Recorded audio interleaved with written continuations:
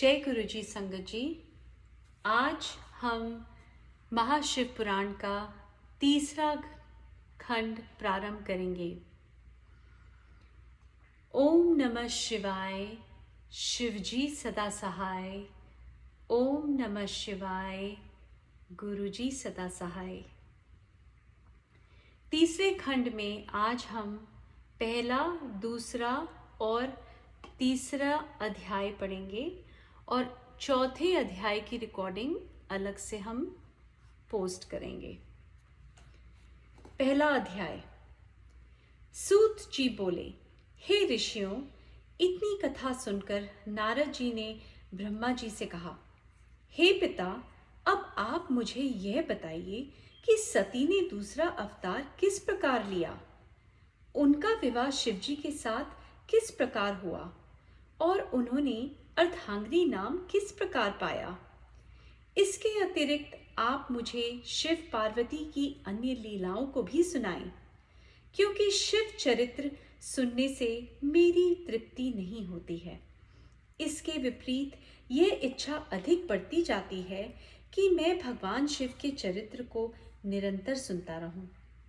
नारद जी के मुख से यह वचन सुनकर ब्रह्मा जी ने अत्यंत प्रसन्न होकर कहा, हे नारद, दक्ष यज्ञ में भस्म होने से पूर्व सती ने शिवजी से यह वरदान मांगा था कि मुझे आपके चरणों की भक्ति सदैव प्राप्त हो और आपकी प्रीति भी मेरे ऊपर कभी कम ना हो। इतना कहकर उन्होंने अपने शरीर को भस्म कर दिया। तदुपरांत मैना के गर्भ से दूसरा जन्म लिया। यह सुनकर नारद जी बोले, हे पिता, मैं मैना को नहीं जानता हूँ। अस्तु, आप विस्तार पूर्वक यह बताने की कृपा करें कि मैना किसकी पुत्री थी और किसके साथ विवाह हुआ था। ब्रह्मा जी ने कहा, हे नारद, उत्तर दिशा की ओर संपूर्ण पर्वतों का राजा हिमालय नामक पर्वत है। वह पर्वत प्रदेश अत्यंत रमणीक है। उसी हिमालय प्रदेश के एक देश में एक राजा राज्य करता था। उसके राज्य की शोभा का किसी भी प्रकार वर्णन नहीं किया जा सकता। वहाँ बिना तेल के ही दीपक जलते हैं और वहाँ के निवासी अपने घरों में देवदारू की लकड़ी जलाकर प्रकाश करते हैं। वहाँ की बर्फ पत्थर की शिला के समान कठोर होती है और जिसके ऊपर लोग चलते हैं। यदि कोई छोटा मनुष्य भी वहां जा पहुंचता है तो वहां के निवासी उच्च पद वाली व्यक्ति भी उसका आदर तथा सम्मान करते हैं।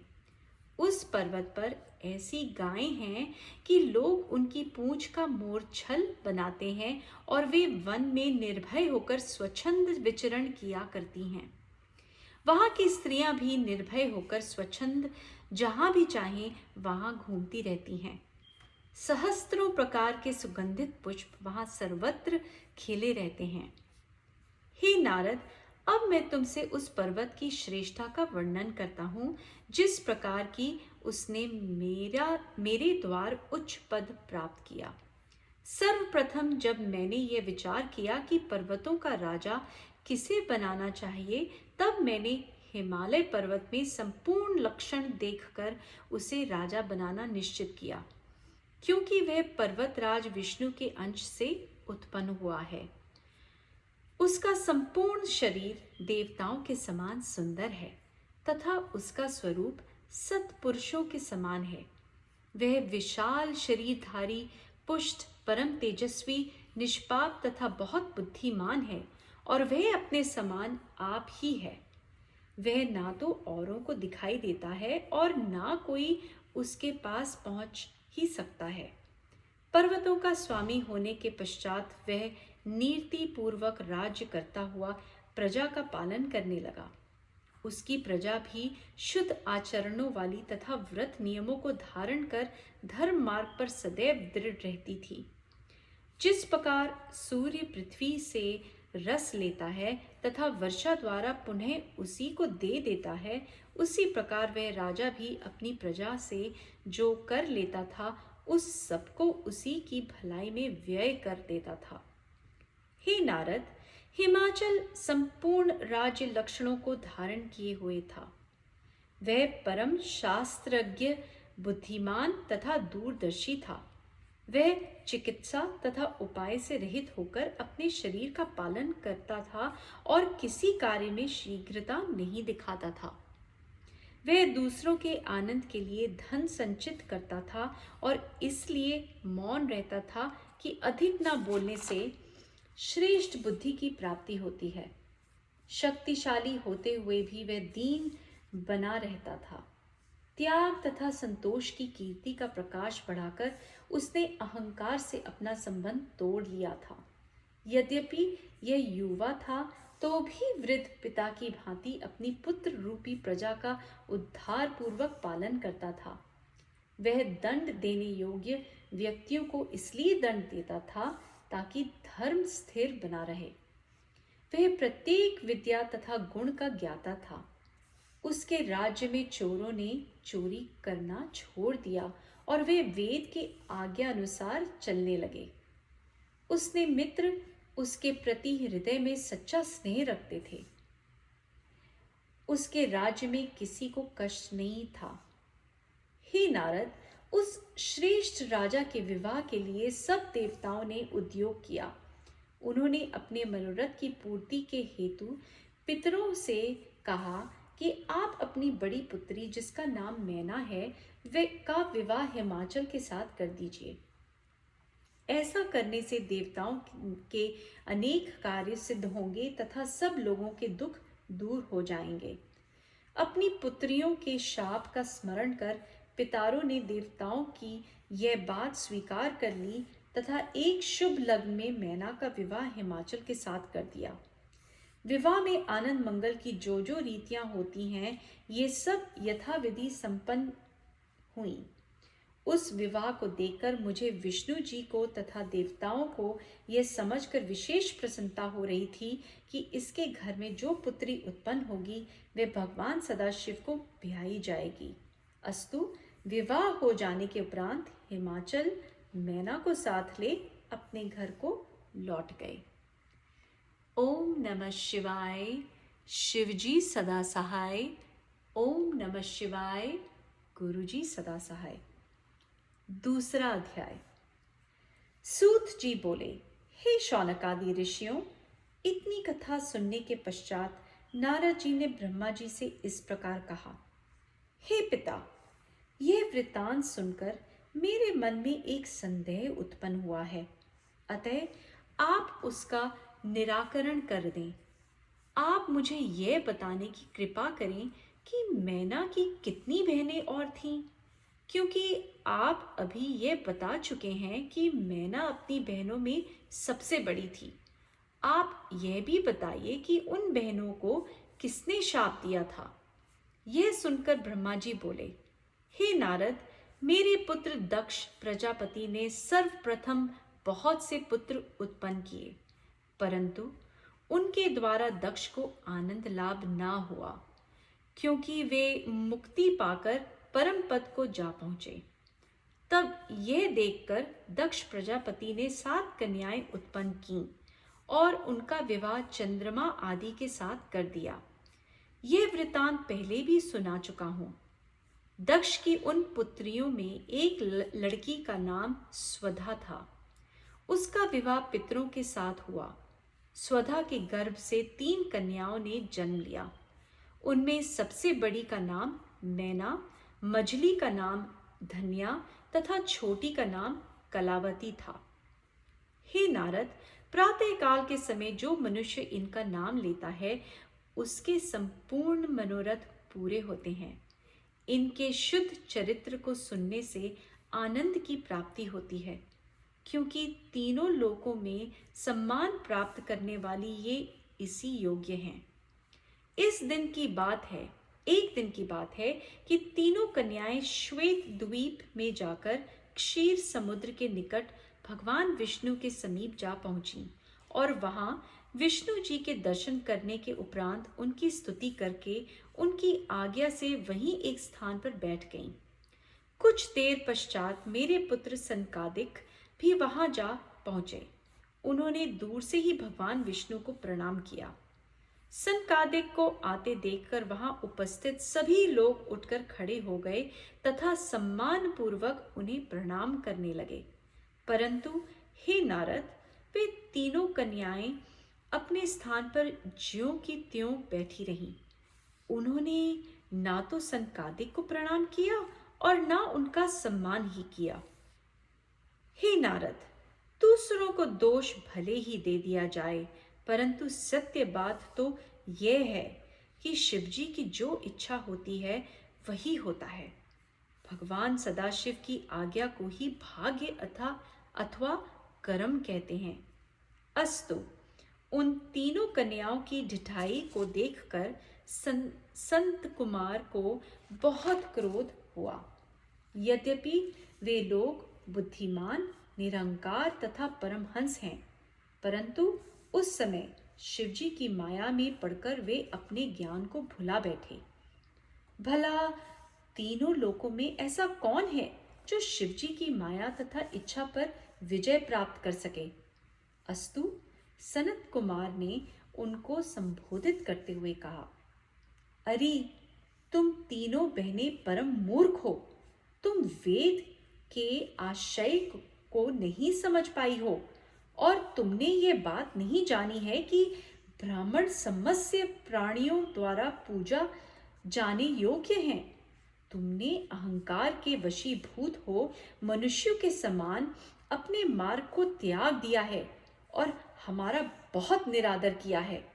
अतः हम तुम्हें यह शाप देते हैं कि तुम देव भूमि स्वर्ग को त्याग कर मनुष्यों के देश में जाकर रहो। हे नारद, इस शाप को सुनकर वे तीनों आश्चर्यचकित रह गईं और सनत कुमार की प्रार्थना करती हुई बोली, हे मुनि, हमसे यह बड़ा भारी अपराध हुआ है जो आपका सम्मान नहीं किया। वास्तव में यह अपराध हमसे मनुष्य के समान ही बन पड़ा है। उसका फल भी हम प्राप्त कर चुकी हैं, परंतु अब हम आपसे प्रार्थना करती हैं कि आप हमें यह वरदान दें कि जिस समय हमारा पाप नष्ट हो जाए तब हम फिर इसी स्वरूप को प्राप्त कर लें। इनके इन विनीत वचन को सुनकर सनत कुमार अत्यंत प्रसन्न हुए और बोले, हे कन्याओं, तुम्हारी प्रार्थना सुनकर हमारे मन का क्षोभ दूर हो गया है। अस्तु, हम प्रसन्न होकर तुम्हें यह वर देते हैं कि तुम में जो सबसे बड़ी कन्या है वह विष्णु के अंश से उत्पन्न पर्वतराज हिमाचल की पत्नी होगी और उसके गर्भ से जो लड़की उत्पन्न होगी वे शिव रानी होकर अपने कुटुंब के लोगों का सब पाप नष्ट कर देगी। मंजली कन्या का विवाह त्रेता युग में राजा जनक के साथ होगा। उसके गर्भ से सीता का जन्म होगा जो भगवान रामचंद्र के साथ ब्याही जाएंगी। तीसरी बहन का विवाह द्वापर युग में वैश्य वर्ण वृषभानु के साथ होगा।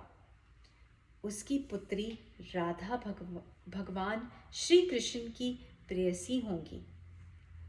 इस प्रकार तुम तीनों ही पुनः अपनी गति को प्राप्त होकर स्वर्ग में आ पहुंचोगी। इतना कहकर सनकादिक वहां से चले गए। तब वे तीनों कन्याएं भी अपने पिता के घर लौट आईं। इतनी कथा को सुनकर नारद जी ने पूछा, हे पिता, इसके बाद क्या हुआ वह आप मुझसे कहिए। ब्रह्मा जी बोले, हे पुत्र, अब मैं आगे का यह वृतांत भी कहता हूँ जिसे सुनकर भगवान सदाशिव के चरणों में भक्ति उत्पन्न होती है। ओम नमः शिवाय, शिवजी सदा सहाय। ओम नमः शिवाय, गुरुजी सदा सहाय। तीसरा अध्याय। ब्रह्मा जी ने कहा, हे नारद, जब हिमाचल विवाह करके अपने घर लौटे उस समय उनके राज्य में बहुत आनंद मनाया गया। ब्राह्मणों की सेवा करके उन्हें दान दक्षिणा देकर बहुत प्रसन्न किया गया। तदुपरांत देवता तथा ऋषि मुनि आदि अपने मनोरथों की प्राप्ति के लिए हिमाचल के समीप पहुंचे। हिमाचल ने सबका स्वागत सत्कार करते हुए कहा, आज मेरा अहो भाग्य है जो आप सबने यहाँ पधार कर मेरे घर को पवित्र किया है। अब आप मुझे अपना सेवक जानकर कोई आज्ञा दीजिए। हिमाचल के इन विनम्र वचनों को सुनकर देवताओं ने अत्यंत प्रसन्न होकर कहा, हे हिमाचल, हम लोग तुम्हारे पास इसलिए आए हैं कि तुम्हारे द्वारा देवताओं के कार्य की सिद्धि होगी। तुम यह तो जानते हो कि सती ने दक्ष के यज्ञ में अपना शरीर त्याग कर दिया था। अस्तु, अब तुम ऐसा उपाय करो जिससे वे तुम्हारी कन्या बनकर पुनः जन्म लें। ऐसा करने से उन्हें तो आनंद प्राप्त होगा ही, तीनों लोगों का भी कल्याण होगा। हे नारद, इस प्रकार हिमाचल को युक्ति बताने के उपरांत सब देवता भगवती जगदम्बा की शरण में गए और उनकी बहुत प्रकार से स्तुति प्रशंसा करने लगे। उस समय आदि शक्ति ने अपने पूर्ण स्वरूप को प्रकट कर उन्हें दर्शन दिए। वे भगवती श्रेष्ठ रथ पर विराजमान थीं और उसके शरीर से करोड़ों सूर्यों के समान प्रकाश निकल रहा था। जब देवता उनके तेजस्वी स्वरूप के तेज को सहन करने में असमर्थ हुए, तब भगवती जगदम्बा ने कृपा करके उन्हें ऐसी शक्ति प्रदान की जिससे वे स्थिर रह सकें। अस्तु, भगवती महामाया के प्रकट होने पर देवता तथा ऋषि मुनियों ने हाथ जोड़कर उनकी प्रार्थना करते हुए यूं कहा, हे मातेश्वरी, आप सर्वश्रेष्ठ हैं। आपकी शरण में पहुंचे हुए जीव को कभी दुख प्राप्त नहीं होता। हे जगदम्बे, अब हम आपकी शरण में आए हैं। अस्तु, आप हमारे मनोरथों को पूर्ण करें, अर्थात पृथ्वी पर दूसरा जन्म लेकर शिवरानी का पद ग्रहण करें, जिससे सब देवताओं का दुख दूर हो तथा ब्रह्मा एवं विष्णु को भी प्रसन्नता प्राप्त हो। इसके अतिरिक्त सनत कुमार को भविष्यवाणी कर चुके हैं, उसको पूर्ण करना भी आपका ही कार्य है। अस्तु, आप हमारी इस प्रार्थना को अवश्य स्वीकार करने की कृपा करें। हे नारद, देवताओं द्वारा की गई इस प्रार्थना को सुनकर भगवती जगदम्बा ने अत्यंत प्रसन्न होकर मधुर वाणी में कहा, हे देवताओं, हमारी अपनी भी यही इच्छा थी। अब हम तुम्हारी प्रार्थना को स्वीकार कर अवश्य ही अवतार लेंगी। हिमाचल तथा मैना हमें प्राप्त करने के लिए तप कर रहे हैं। उनसे बड़ा भक्त अन्य कोई नहीं है, अतः उन्हीं के घर हम प्रकट होंगी। अब तुम सब लोग हमारे कथन पर विश्वास रखकर अपने अपने घरों में जाओ। हम तुम्हारे दुख को अवश्य ही दूर करेंगी। और सुनो, हम तुम पर एक गुप्त रहस्य और प्रकट किए देती हैं। वह यह है कि शिवजी ने भी हमारे दोबारा अवतार लेने के लिए अनेक उपाय किए हैं। जब से हमने दक्ष प्रजापति के यज्ञ में शरीर त्यागा है, तब से वे संसार से विरक्त होकर हमारे वियोग में अत्यंत दुखी हैं। उन्होंने हमारे शरीर की भस्म को अपने शरीर में मल रखा है और हमारी हड्डियों की माला को कंठ में पहन रखा है। हमारे वियोग दुख में दुखी होकर वे अब तक अकेले ही वनों में भ्रमण करते रहते हैं और देवताओं की सभा में नहीं गए हैं। अस्तु, तुम अपने मन में किसी प्रकार का संदेह मत रखो।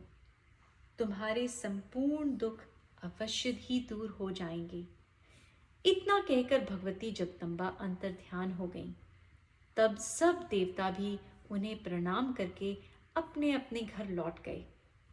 हे नारद, इस चरित्र को जो कोई सुनेगा अथवा सुनाएगा, उसे परम पद की प्राप्ति होगी और उसके यहाँ धन, संतान आदि की निरंतर वृद्धि होगी। ओम नमः शिवाय।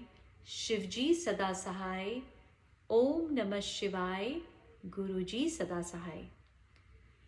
संगत जी, पहला, दूसरा और तीसरा अध्याय खंड 3 का यहीं समाप्त होता है। चौथा अध्याय की रिकॉर्डिंग हम अलग से पोस्ट करेंगे। जय गुरु जी, शुक्राना गुरु जी, लख लख शुक्राना।